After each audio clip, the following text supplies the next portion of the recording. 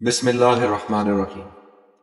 سورہ اعراف آیت نمبر 54 میں اللہ تعالیٰ نے ارشاد فرمایا، جس کا ترجمہ ہے، بے شک تمہارا رب اللہ تعالیٰ ہے جس نے آسمان اور زمین کو 6 دن میں بنایا، پھر عرش پر استویٰ فرمایا جیسا کہ اس کی شان کے لائق ہے۔ رات دن کو ایک دوسرے سے ڈھانپ دیتا ہے، مطلب ایک دوسرے کے پیچھے جلد جلد چلا آ رہا ہے، اور اس نے سورج، چاند اور ستاروں کو بنایا اس حال میں کہ سب اس کے حکم کے پابند ہیں۔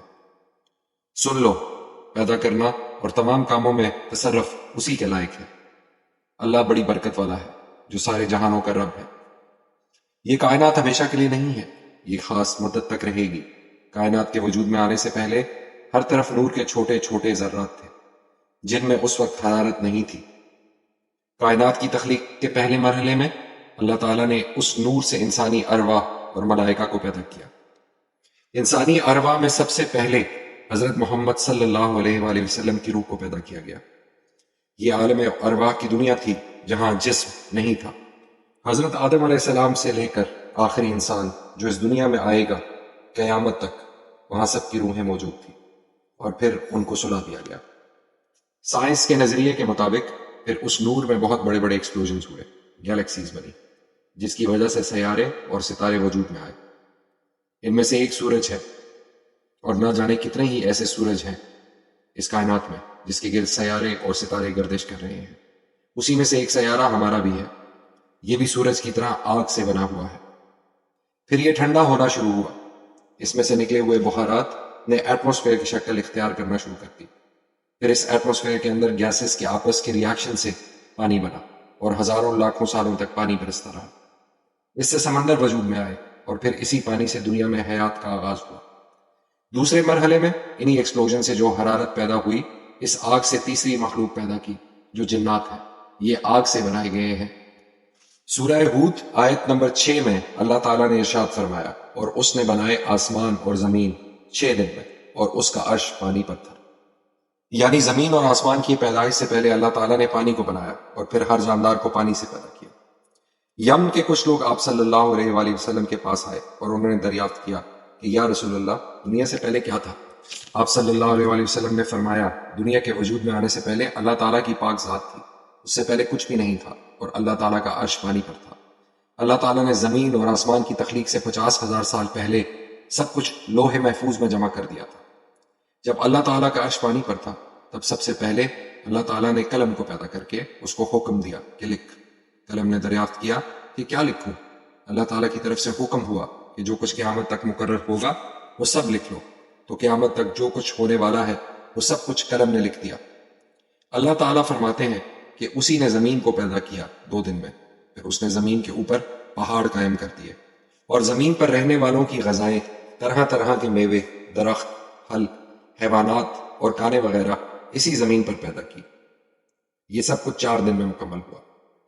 اللہ نے زمین کو پیدا کیا تو وہ حرکت کرنے لگی۔ پھر اللہ تعالیٰ نے پہاڑوں کو پیدا کر کے زمین پر رکھا تو زمین کی حرکت بند ہو گئی، مطلب پہاڑوں نے زمین پر میخوں کا کام کیا۔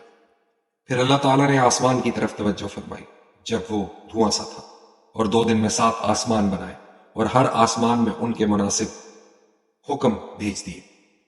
حضرت ابو ہریرہ سے روایت ہے کہ رسول اللہ صلی اللہ علیہ وآلہ وسلم نے ارشاد فرمایا کہ اللہ تعالیٰ نے جب دنیا بنائی تو اس کی ترتیب کچھ یوں تھی۔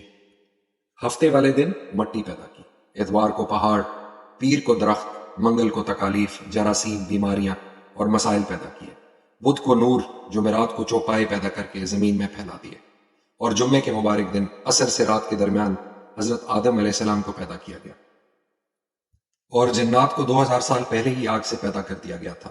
فرشتوں کی تخلیق کے بعد جنات کو پیدا کیا گیا۔ اللہ تعالیٰ فرماتے ہیں، اور جنات کو آگ کے شعلے سے پیدا کیا گیا۔ اللہ تعالیٰ نے دنیا میں سب سے پہلے جنات کو آباد کیا۔ آہستہ آہستہ وہ فساد پھیلانے لگے۔ جب وہ فتنہ فساد میں حد سے بڑھ گئے، ناحق خون بہانے لگے، تو اللہ تعالیٰ نے ان کی طرف فرشتوں کا عظیم لشکر بھیجا۔ ان سے جنات کی زبردست مارکہ آرائی ہوئی۔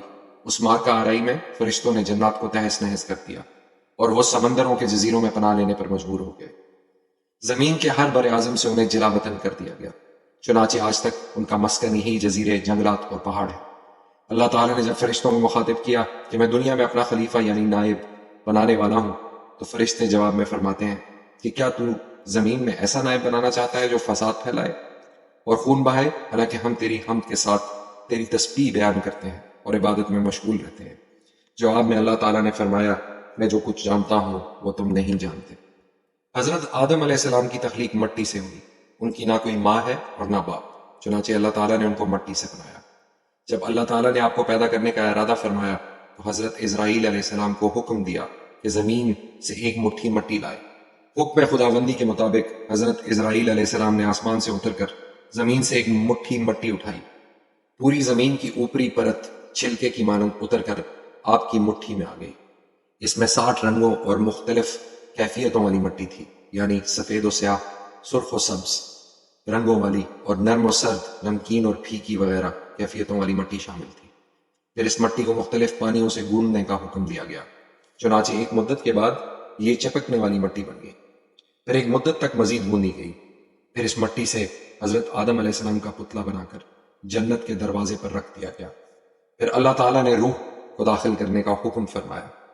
روح جب حضرت آدم علیہ السلام کے نتنوں تک پہنچی تو آپ کو چھینک آئی، اور جب زبان تک پہنچی تو آپ نے الحمدللہ کہا۔ اللہ تعالیٰ نے جواب میں یرحمک اللہ کہا، اور پھر رفتہ رفتہ پورے بدن میں پہنچ گئی اور آپ اٹھ کھڑے ہوئے۔ انسانوں سے پہلے فرشتے اور جن پیدا ہو چکے تھے۔ صاحب عقل مخلوقات میں سے پہلا نمبر فرشتوں کا، دوسرا نمبر جنات کا اور آخری نمبر انسانوں کا ہے۔ فرشتوں کا اصل ٹھکانہ آسمان ہے۔ سورہ شورا کی آیت نمبر 5 میں اللہ تعالیٰ نے فرمایا قریب ہے کہ آسمان اپنے اوپر سے پھٹ جائے اور فرشتے اپنے رب کی حمد کے ساتھ تسبیح کرتے ہیں اور زمین والوں کے لیے استغفار کرتے ہیں۔ سن لو، بے شک اللہ بخشنے والا اور مہربان ہے۔ محترم دوستو، قرآن و سنت کی روشنی سے پتہ چلتا ہے کہ حضرت آدم علیہ السلام سے پہلے دنیا کیا تھی اور زمین اور آسمان کیسے پیدا کیے گئے۔ حضرت آدم علیہ السلام دنیا کے پہلے انسان تھے جو دنیا میں تشریف لائے، اور ان سے تمام نسلیں چلی۔ اللہ تعالیٰ نے نبیوں اور پیغمبروں کو انسان کی ہدایت کے لیے دنیا میں بھیجا۔ جس طرح یہ دنیا وجود میں آئی، اسی طرح ایک دن اللہ رب العزت کے حکم سے یہ دنیا اپنے اختتام تک پہنچائے گی۔